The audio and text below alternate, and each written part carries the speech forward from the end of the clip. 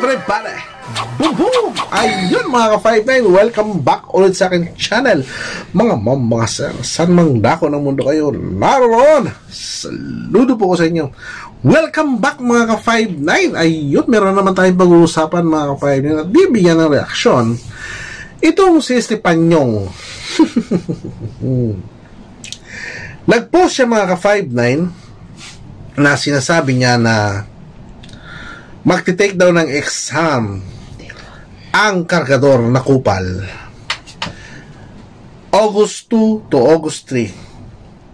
Samantalang hindi naman nabanggit yung yuping pinagyayabang ng ninong na tarantado, yung school hindi naman nabanggit ng kupal na kargador. Itong kupal na kargador ay tatlo lang yung school na gusto niya. At hindi doon nabanggit ang sinasabing pag-e-examan daw kuno ng ninong na tarantado na pinopost-post pa niya na mag-e-exam na daw. Dito pa lamang mga ka-59, makikitaan mo na itong ninong na tarantado ay nangahatak, nanghihikayat ng mga sponsor. Naghihikayat ng mga taong susuporta sa mga sinungaling silang mga tarantado sila. Para sabihin na, oy, mag-e-exam August 2 to August 3 ang schedule ng exam. Yun pala, hindi naman doon mag-aaral yung kupal na kargador. So, naghahatak ka lang ng taong maniniwala sa iyo, tarantadong ninong. Dito pala mga ka-59, makikita mo na kung gaano kasinungaling itong mayabang na tarantadong ninong na itong mga ka-59, no? Patungkol dito sa kupal na kargador.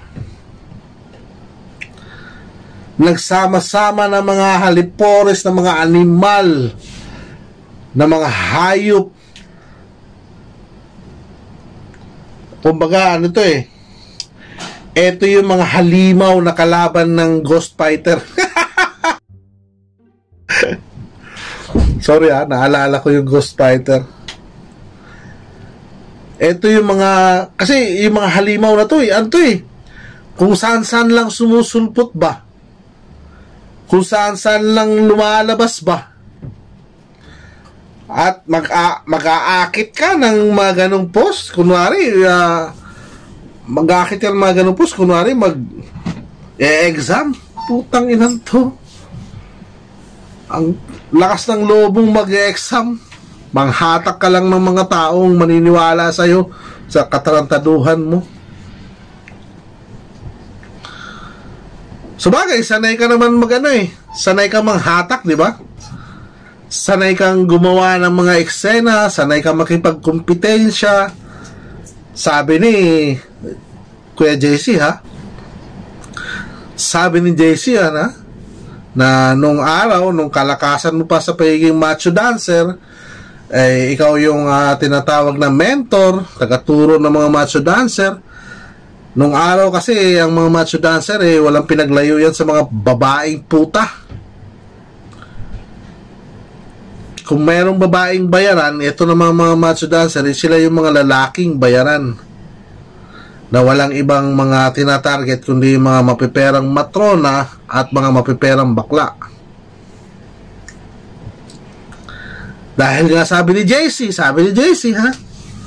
expert ka raw sa ganyan at mahusay ka sa pagkompetensya. Kaya nga tinatapatan mo yung 3 lechon kahit walang tao. Dito ang tuwa ngayon yung mga nandun, may pang-ulam na sila hanggang bukas. 2 araw, 3 araw na ulaman, bonggang-bongga, lalaki ng baboy lalaki ng lechon, ilan lang yung tao, wala pang 50 o wala pang 20. Kaya nga hindi maikot-ikot ang camera at walang may pakitang taong dumating Tapos kasama naman itong si kupal na kargador. Akala mo kung sino mga pagsalita.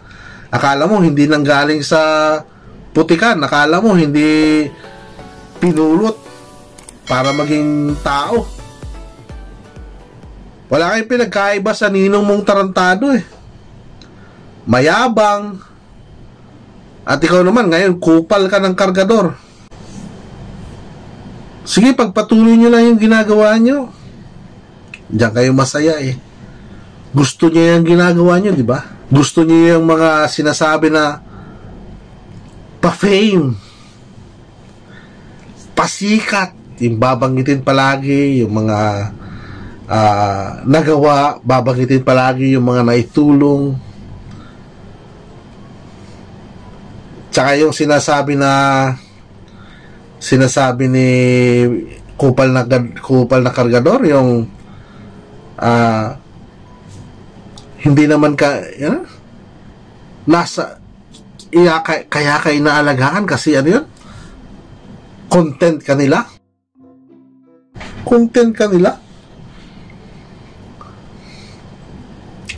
Tapos lumabas din ang tunay na kulay mo, kupal na gador. Ngayon sasabihin mo, akin ang pera, o huwag niyong pakainin, akin ang pera. Diba? Nagmukha kang pera, timawa ka. Palibhasa, yung pinanggalingan mong putikan, ganun. Pera-pera ang labanan. Ibig sabihin lamang, sa loob ng 5 taon, binola mo lamang si Ramil, binola mo yung mga manalastas. Camera mo ba yung ginamit? Ikaw ba nag-edit? Alam mo naman na content yun eh. Kaya ka nga binibidyohan. Nagreklamo ka ba? Parehas lang kayo ng ninong mong tarantado. Pare-parehas lang kayo mga kupal, mga animal kayo.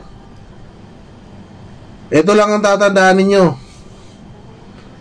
Pag dumating ang araw na magsisisi ka sa ginagawa mong yan, wala kang manalastas na babalikan para tulungan ka.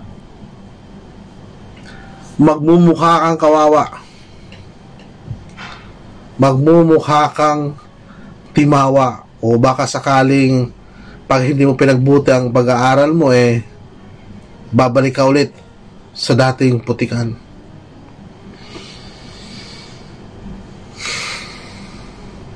Nakakasama ka ng loob. Sayang lang yung Dave na nakilala natin na kaya palang baguhin. Hindi pala ikaw yun. Akala na namin noon ay binago ka ng paligid mo. Grabe ang hanga namin kay Ramil, no? Kasi napagtyagaan ka niya, nahubugin. Pero eto ka ngayon, walang hiya.